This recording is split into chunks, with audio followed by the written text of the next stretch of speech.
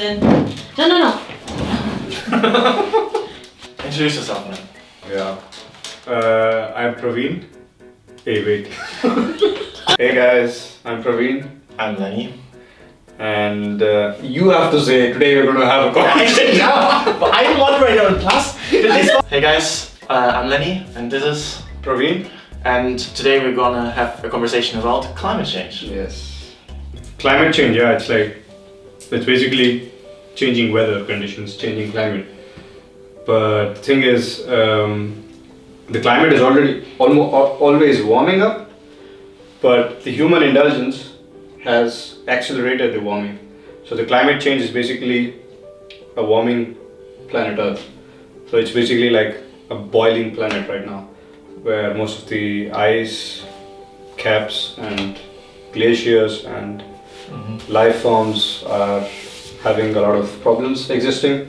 Basically the glaciers and the ice forms and the Antarctica, as everybody knows, are melting. Yeah, and that's slowly leading to a planet that probably would be unlivable. You're saying climate change is about global warming and that ice caps are melting. If I'm a normal person, I read in the media and I read about 1 degree average warming, why should I care about that? Why does it matter? What is so problematic about that? Yeah, so 1 degree is, or we are right now at 1.1 degrees rise in temperature, and it's a global average, which means it's an average about temperature collecting points all over planet Earth. So it doesn't mean that the temperature has risen by 1.1 degrees in every country, but it's just that the average rise. I mean, it's like there are places where the temperature has gone up and there are places where the temperature has gone down. So it's like at places where, for example, in Germany where we live right now, the summers where how much maximum temperature, as you know, like when you were a kid, was, let's say, 33-35 degrees or something. Yeah, for a week.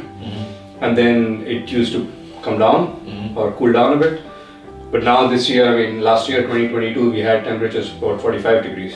There are places, India where I come from, we reached temperatures of 50 degrees this year, and that was for more than 1 week.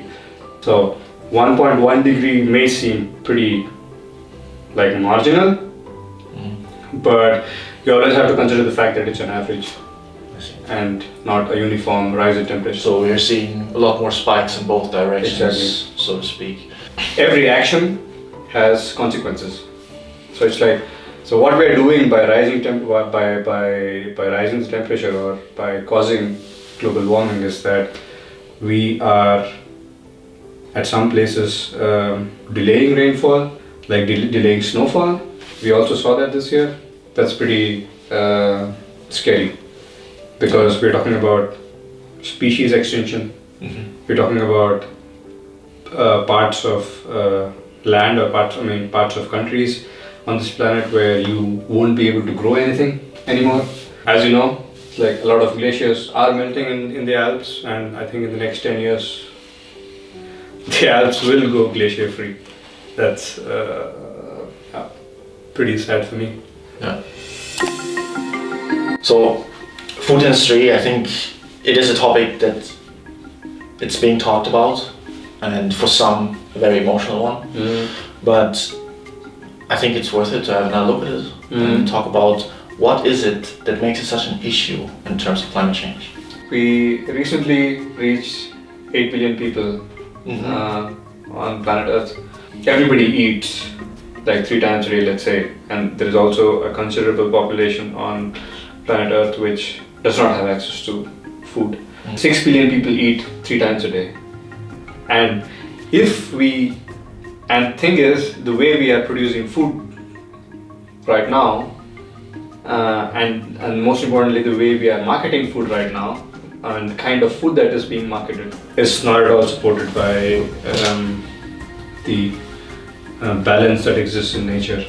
Like 100 years ago, there were 98% of life on Earth was wildlife, and just 2% of life on Earth was human beings. And now that has changed. Like 60% of life on Earth is dairy, Not really, but the farm animals, like cows, sheep, and pigs, and 38% are human beings, and just 2% is wildlife. So what we are doing is we have selected just few species among the whole spectrum of species that existed on planet Earth, which we considered probably tasty, and then we made an industry out of it. Like, what a human actually needs is just one side of the story. The other story is what you just mentioned, is that there's a huge, like, string of problems that is attached to it, like Exactly. land used Yeah. to feed cows, right? Exactly. And the water used to Exactly. feed cows also. Yeah. You cannot, associate somehow like how it's like one, beef patty is so small. How can 12,000 liters go into it?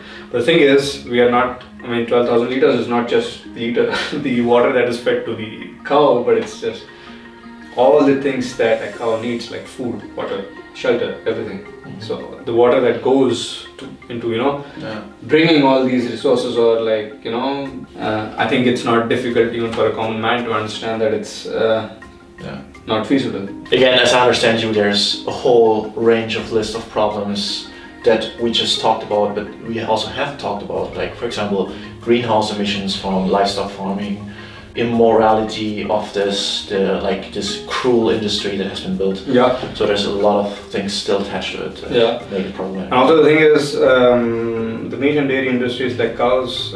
I don't blame the cows here, because they don't know what's happening to them. You better know. You better know. Yeah, like they don't know what's happening to them. We're just growing more cows, and then we're just putting them through this cruel treatment to just extract every possible bit of that animal. And the reason why the food industry is at the top of causes of climate change is that the food industry, or meat and dairy industry, produces methane, which is 80 times or 82 times more potent than carbon dioxide. Although the methane doesn't stay in the atmosphere for a longer time, but the short amount of time that it stays in the air, it causes immense amount of warming. Second point you mentioned was the automotive industry.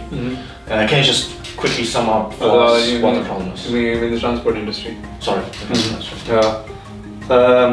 It's like the way we commute right now is not at all environmental friendly, because we are heavily dependent on fossil fuels, which emit a lot of carbon dioxide and is one of the main gases that causes global warming, because it just traps all the heat inside and then it doesn't, let the heat to escape. Like a blanket around our Exactly. Nice. Yeah. Okay. And yeah, the only thing is that the major problem is that every mode of transport is dependent on fossil fuels, which emits a lot of carbon dioxide.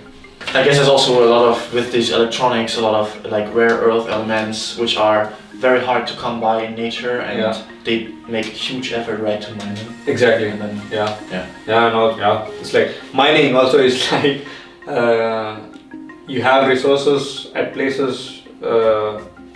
It's like all these resources are found somewhere deep in the forest, and in order to get them, get to them, you need to cut down the forest. So, you mentioned it yourself, like everything is intertwined, and you mentioned with the automotive industry, like the producing of cars and the way they get their energy to produce them is a problem, which leads us to the third point you mentioned before, that our hunger for energy and how we produce it is a problem. Can you just sum it up for us? What is the problem there? Yeah, the major problem is even in the 21st century. We're at a point where we as a human civilization have developed technologies to an extent that we can find alternatives. We're still like producing electricity like we used to produce 70 years ago, which is from coal. So essentially, the core problem is our dependency on fossil fuels, and they are producing greenhouse gases. Exactly. You basically need to destroy a lot of stuff, to a lot of good stuff, to basically get to the bad stuff, to take out the bad stuff, which is causing us a lot of harm. So I can have my new iPhone. What are the best steps I could take today or in the next months to contribute to the solution? To summarize, I mean, what we can do in our daily life is, to support or to fight climate change would be to go vegan. I know it's very hard for a lot of people to go vegan, but at least the request would be to consume less meat and dairy or animal products in general. And second solution would be to increase dependency on public transport. Third one would be to increase the usage of renewable sources of energy, like go to your the energy supplier and then ask them if they produce electricity also from renewable sources, and if that is the case, then enroll or make a contract with them to source your energy from renewable production.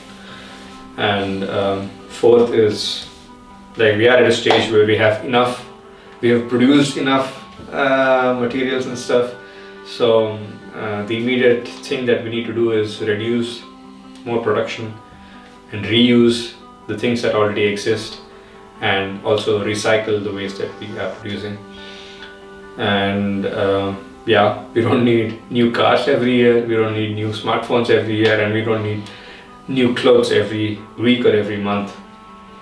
And the last thing is, please reduce dependency on plastic, because we don't see the effect here, but the thing is, ocean is a huge cycle, so every amount of waste that we produce here ends up at a place which is actually not the source of the waste generation.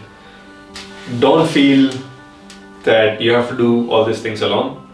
You're not alone, and we had to struggle. We are far from perfect. Yeah, we are far from perfect, exactly. And the thing is, this is a process, and it takes time, and you have to be patient with yourself, and you have to be compassionate to yourself. And by being compassionate to yourself, you will start being compassionate to others, and then it took me more than a year to get rid of this one choco croissant that I was addicted to. So you can imagine. Yeah, I mean, it's a process, so it's like you cannot do it in a week or a day or a month. Yeah, one step at a time. Exactly. Yeah, thanks guys, thanks a lot for listening to us. Again, this is my good friend Praveen.